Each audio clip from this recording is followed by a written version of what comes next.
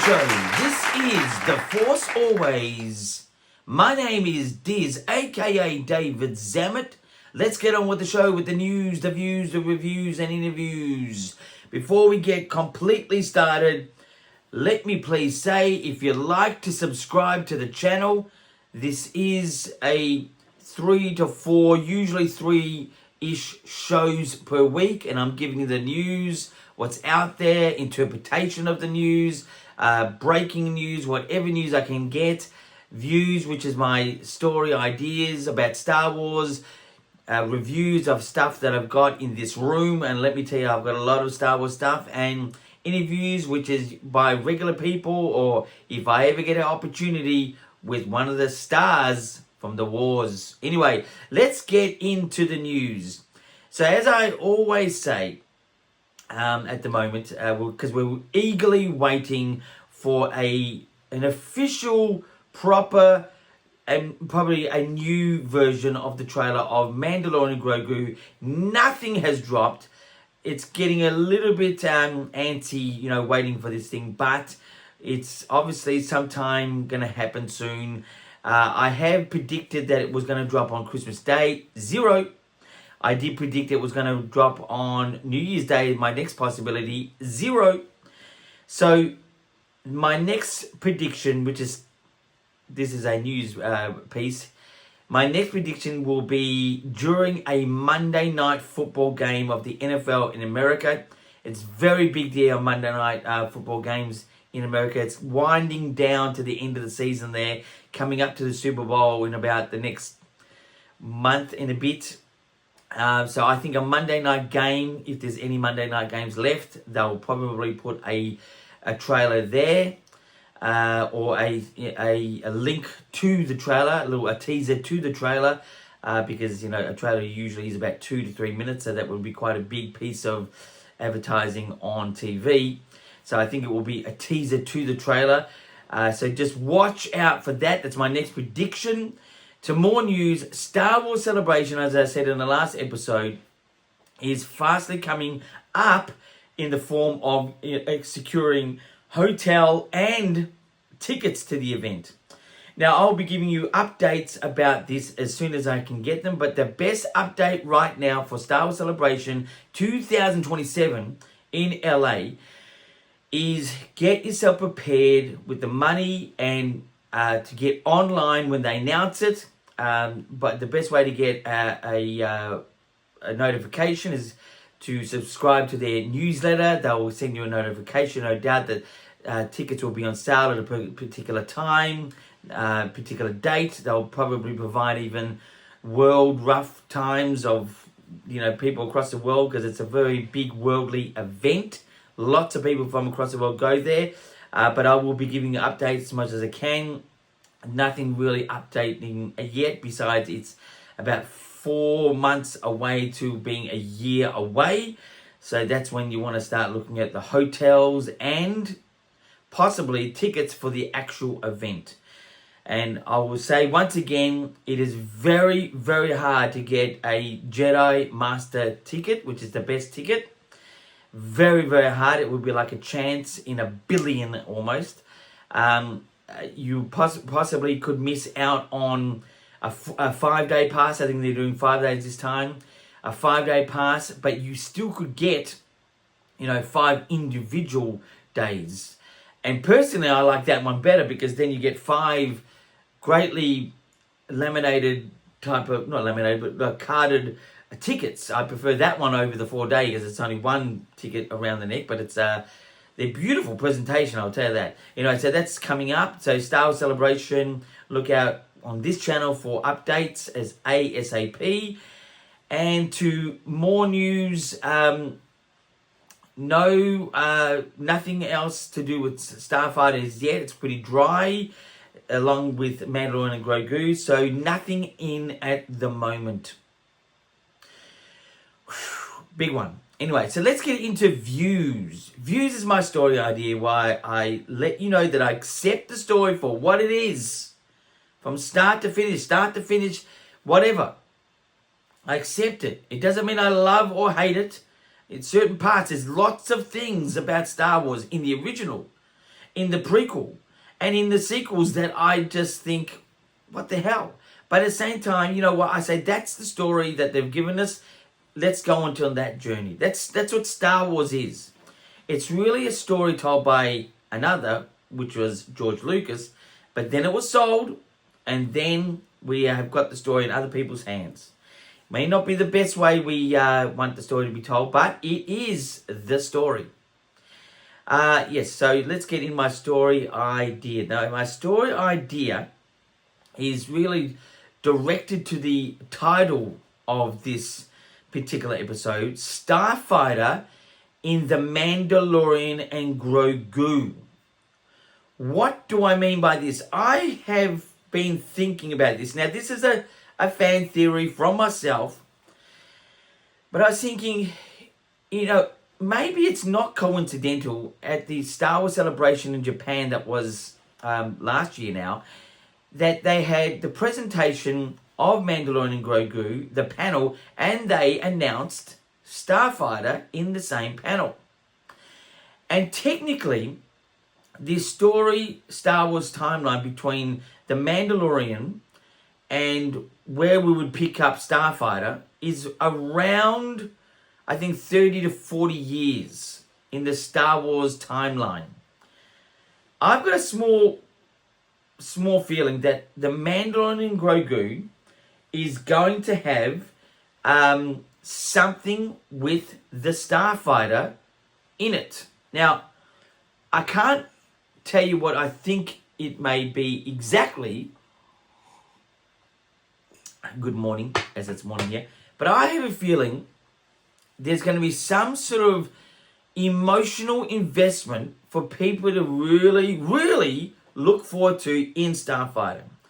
In a way that will be still separate, keeping the Starfighter film separate, but some sort of leader in the Starfighter film. Now let's play with some ideas. Let's say Grogu dies in the Mandalorian Grogu. We don't know. I don't know. We don't know. Let's say he dies, but he discovers a tremendous new force coming, and he dies. Let's say, yeah, and then that force is still developing, and it will reveal itself in the Starfighter. Now, you could say technically it's not a prequel, Starfighter, and no legacy characters have been used, because at that point, there's no legacy characters. Sean Levy said there's no legacy characters in this Starfighter film at this point. But when Mandalorian Grogu, I wonder if he will be answering the same question the same way. So I think there's going to be some sort of Easter egg in that film for Starfighter. And the other reason why I think it's going to be, because really at the moment, the Mandalorian Grogu is directed to all hardcore Star Wars fans and kids.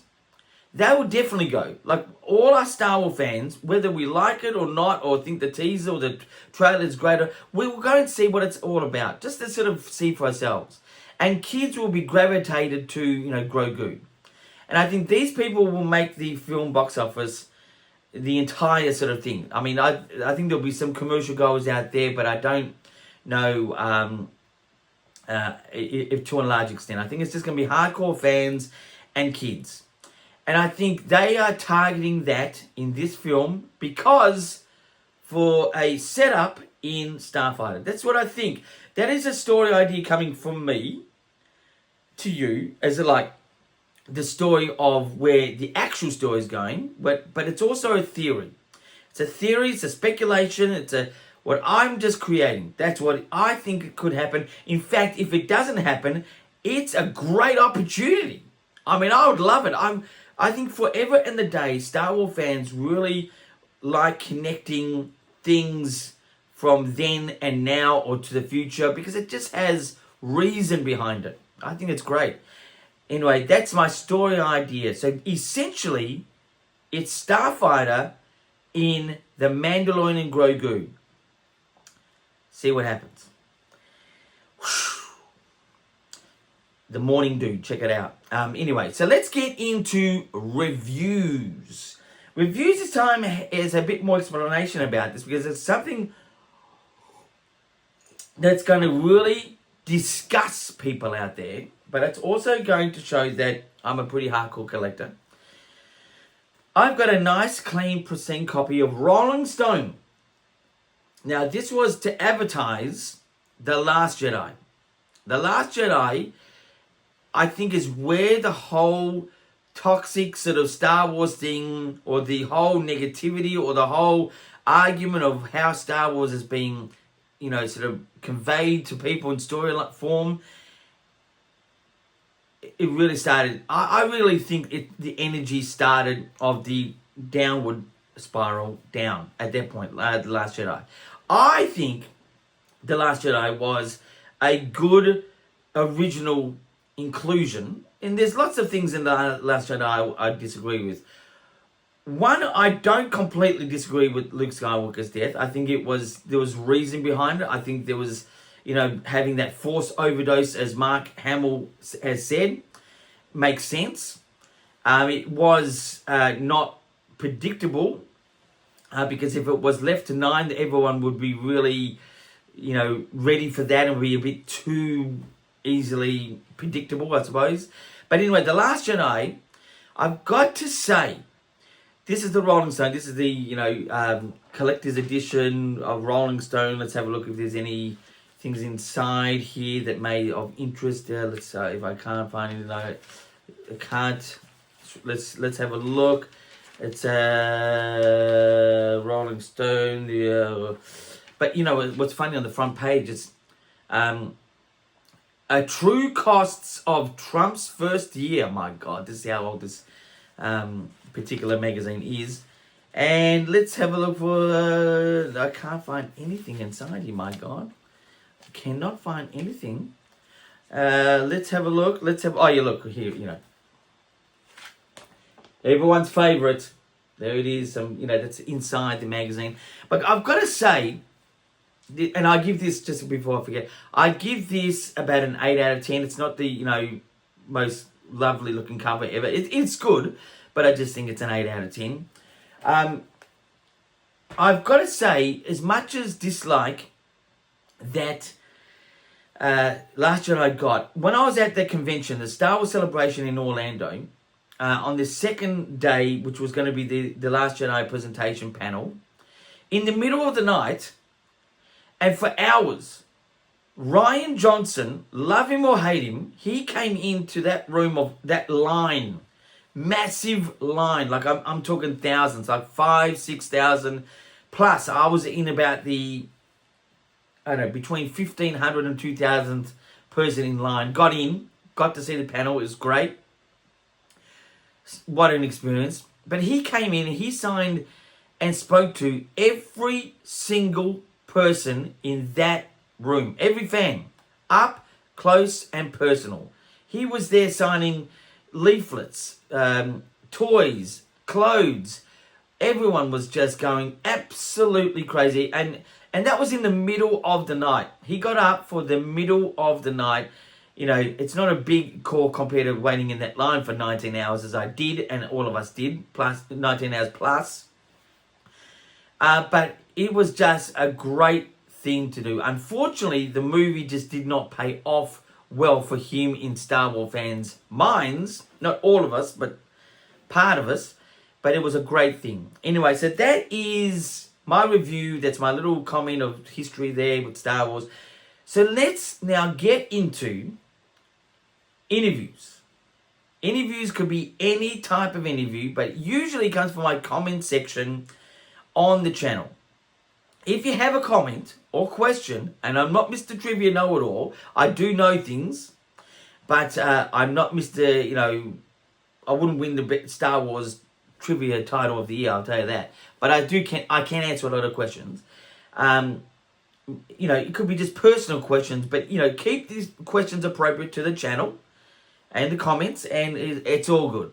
But the comments it starts off with a guy. His name is Jedi Master 85, Jedi Master 85. My last episode was about Star Wars Celebration, a bit of a lead up to 2027, which is a good year and 4 months away at the moment. But I was sort of getting people ready for the hotels and the tickets coming out in about 4 months. That was pretty much the main basis of the last episode, and I've touched on again today. But he's just sent in a comment saying, "I'll be ready. It's in LA. Yay!" And I actually think being in LA is the best thing for Star Wars 50th anniversary and for Star Wars Celebration to be at. I think it's great. Don't get me wrong here. Please don't get me wrong here. I think LA is a bit widespread and it's a bit overrated. I'm a New York person over LA. Not that this is an East versus West side thing. But LA is good when you're in the sections, but my God, things are really spread apart there. And I just thought the town, it's okay. It's okay. Chinese theatre, 100%. Disneyland's Galaxy Edge, 100%. The downtown, I think that's about 90%. Places like that, I just think, it's good. Anyway, but he's just made the comment, that's Jedi Master 85. I'll be ready. It's in LA. Yay. And I'm excited it's in LA. I'm ready to rock LA. I love that, and it's especially where Star Wars Celebration it will be in the convention center there. It's in the downtown area. It's a good part, really good. I love that little section there. So the first actual question, and we've got, our favourite, Michael from Werribee South. He's back on it. Michael from Werribee South. Werribee South is a part of Melbourne in Australia. Just to let you know, if you can't remember from the previous episodes, he loves asking questions. It's Michael from Werribee South, and I do know him. We've had him on the show. Anyway, so he's asking, what is the most underrated Star Wars character? That's a really good question. Now, I think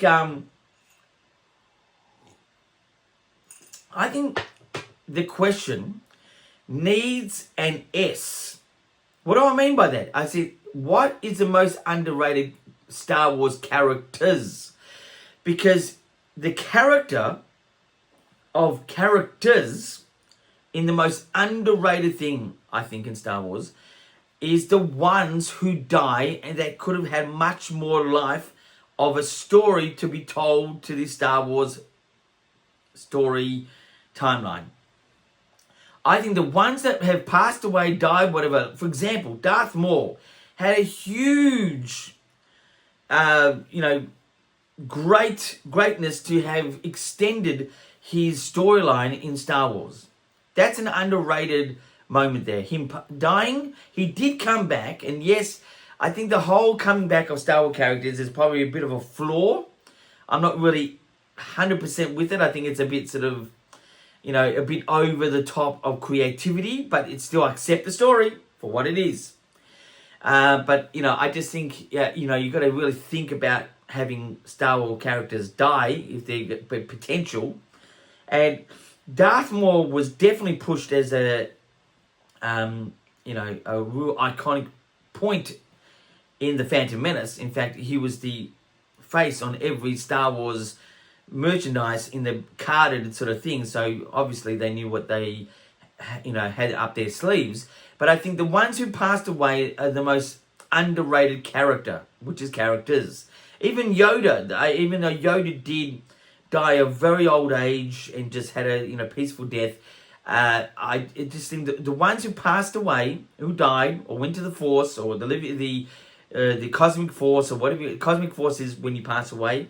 There's the Living Force, which is when you're alive, and there's Cosmic Force when you've passed away. That's why we get Force ghosts. Just a bit of Star Wars sort of fact there. Anyway, so that's what I think. The most Star Wars character is the ones who died, that have much more to give. The next question from Michael from Where We Start is, would Leia have been able to turn Vader if Luke didn't survive? Two parts of this question. yes, her abilities would have been probably the same in midichlorian count, which is a taboo word as well in Star Wars, but anyway, I'm going to say it. The M count or the Mandalorian count, I'd say would have been the same. And I think she would have been able to turn because convincing in her, strength as a character and personality within as the character of Star Wars, I think she could have. But because she was so new and in understanding that she was an actual Jedi, it may have had her a bit sort of rusty. That's the only thing that I'd say she would have failed in possibly. But anyway, so I think she could have, but I think depending on how strong with the Force she was, if she was capable of really connecting it really quickly and able to convince Vader to, be good. Anyway, the next question from Michael from Werby South. Why did, and he's put these words together, Yoda get. Why did Yoda get a peaceful death? Which is sort of funny, Yoda get, because Yoda get was almost the name of the funny version of Yoda in Spaceballs. His name was Yogurt, and it almost looks like that. And I thought, Mike, what's he asking, a Spaceballs question? No, but he's obviously put Yoda get as one word. But anyway, why did Yoda get a peaceful death? Well, as I sort of answered it in the sort of previous questions that Michael was asked, he was 900 years old. He just died a peaceful death, being of old age. It was his time. That's all it was, and it was sort of pretty much conveyed realistically on screen. Pretty, and he died in the Return of the Jedi, which was episode 6. So why did Yoda get a peaceful death? It's because of old age. So the last question of today, and it's coming from Michael from Werby South, is why is Luke's last name Skywalker and not Lars if the objective was to keep them hidden from Vader? Leia's name is Organa after all. Now this is a really good question. If you're going to sort of be one of these people that hate the sequels or the prequels or the originals for whatever reason because the story doesn't make sense, well, this is a really good point of the original trilogy.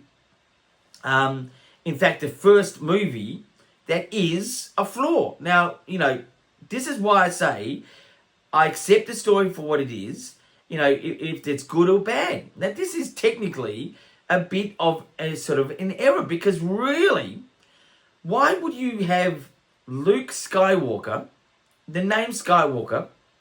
Apparently, it was common on Tatooine, but if it's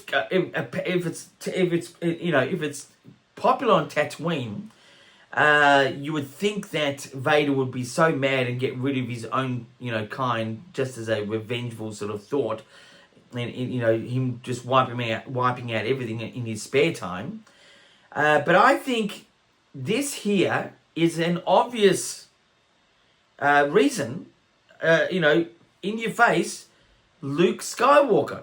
In fact, there was a fan film just out recently, great AI fan film, and Boba Fett found this rebellion, and they were he kept on hearing them, the rebellion, mention a person, Luke Skywalker. As soon as Vader in this AI film heard that it was Luke Skywalker, connected the dots, said, that's my son. So I think Michael from Werby South has asked a very good question because Skywalker is a standout name in the universe of Star Wars, and Organa was in a different way, but it was, that was quietened. That was very quiet on her behalf. No one really suspected her more, and especially Vader. No one, and even Luke. But yeah, so I think this is a flaw, and this is just to show that Star Wars is not perfect, which I don't think it's perfect. I think it's great. But this is a flaw in the original trilogy that everyone, well, not everyone, lots of people love. And then people sort of put the other trilogies down, prequels, especially the sequels. And, there's flaws in all of the trilogies, which is 3 of them. And yeah, I just, so that's a very good question. From Michael from Werribee South. He's building to be a Star Wars fan. I think he's sort of starting to really learn the Force. But anyway, that's my answer to the question. Again, please subscribe to this channel, The Force Always. I'm here 3 to 4, usually 3 times a week with the news, views, reviews, and interviews. Like this particular show. Send your comments in the last actual video, which is this one for now. For the next show, I don't have an Instagram. I don't have a Twitter. So for me, it's just like, it's The Force Always is on YouTube at the moment. Until I get that my act sorted out with that, it will be this. And I think, you know what, I prefer it to be one instead of multiple things. For me, this is, the fun. And that's it. Until next time, my friends, keep rocking.